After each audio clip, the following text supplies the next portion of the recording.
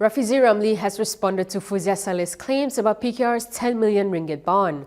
Meanwhile, a PKR leader close to Rafizi was asked if he had received an invitation to join Bersama. Stay tuned for his response. Former Pandan MP Rafizi Ramli has dismissed PKR Secretary General Fuziah Salleh's claim that he joined Parti Bersama Malaysia or Bersama before resigning from PKR. In a post on X, he reiterated that he left PKR after resigning as an MP.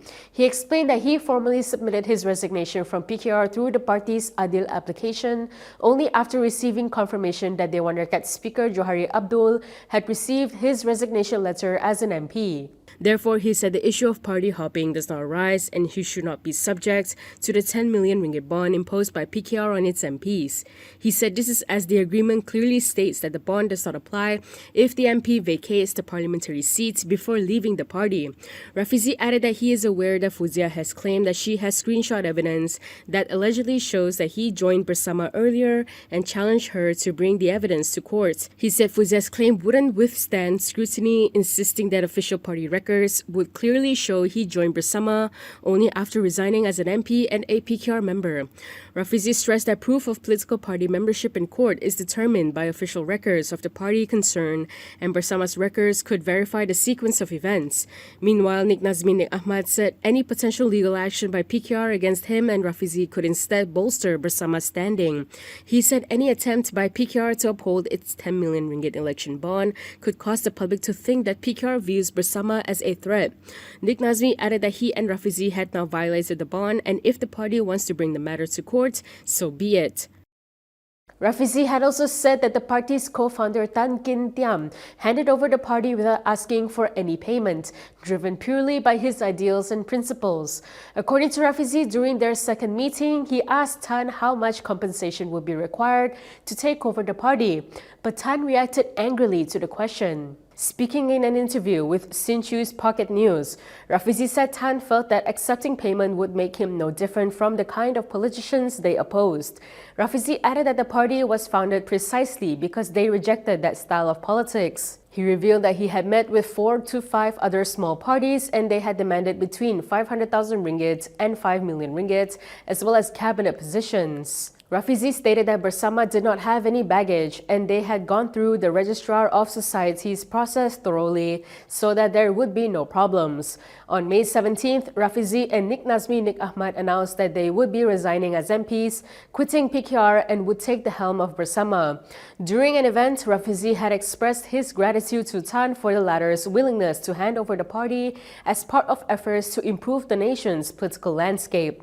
Rafizi added that Bersama's current leadership lineup would remain in place for the time being as the party focuses on election preparations with a party restructuring to be implemented at a suitable time.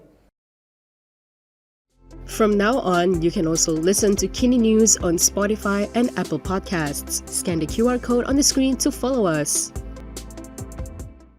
While we are on Rafizi's new party, PKR Vice President Aminuddin Harun was asked if he had received an offer to join Bersama. In response, Aminuddin said he had not been invited and was unaware of Rafizi's plan. He added that it is not something new in politics and would respect his decision. Mungkin Datuk Seri ada diajak ke masuk parti baru? Soalan cepu mas. Saya tak diajak. Apa komen Datuk Seri lah sebab Yalah, maklum Datuk Seri Rafizi pun dia mula-mula ala tuju, saya pun tak tahu ala tuju. Tiba-tiba dia buat parti baru. Itu saya yalah, kita hormatlah parti dia nak buat parti sendiri, kita pulanglah kat dia. Biasa pun. Kita dah lalui pilihan raya, kita lalui kat dalam keadilan pun dah banyak. Kalau dalam UMNO pun lagi banyak. Perpecahan menjadi PAS. Perpecahan tu menjadi 46, perpecahan tu menjadi sama juga parti yang kita lalui ini. Dia akan jadi macam-macam parti. Dia akan jadi bersatu. Sebelum ni ada bersatu. Jadi itu yang akan dilalui oleh pimpinan-pimpinan semua. Communications Minister Fahmi Fadzil said component parties within the Madani government have reaffirmed their commitment to working together until the end of the parliamentary term. Fahmi said this followed Prime Minister Anwar Ibrahim briefing the cabinet on remarks he made at the recent Pakatan Harapan convention, where he raised the possibility of a snap election. Yang Amat Berhormat Perdana Menteri telah menyatakan penghargaan terhadap komitmen semua rakan-rakan parti komponen dalam kerajaan Madani, khususnya Barisan Nasional, Gabungan Rakyat Sabah atau GRS dan Gabungan Parti Sarawak GPS yang telah menyatakan kekal bahawa parti-parti tersebut terus kekal menyokong dan akan bersama dengan kerajaan perpaduan sehingga tamat penggal pentadbiran. Komitmen ini mencerminkan keutamaan yang diberikan terhadap kepentingan rakyat dan negara, sekaligus membolehkan kerajaan memberi tumpuan penuh kepada usaha untuk menangani cabaran ekonomi susulan krisis di Asia Barat serta memastikan kebajikan rakyat terus terpelihara. On Sunday, Anwar said he would soon summon Harapan leaders to discuss the possibility of a snap general election, partly motivated by BN's decision to go solo in the upcoming Johor state election.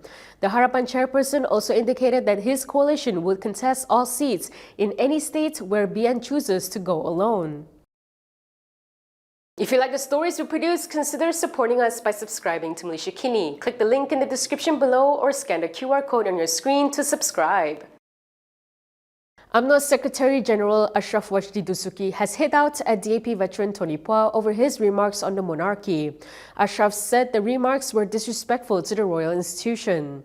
In a post on Facebook, he said Pua claims to be constitutionally literate, yet lacks basic respect for the royal institution.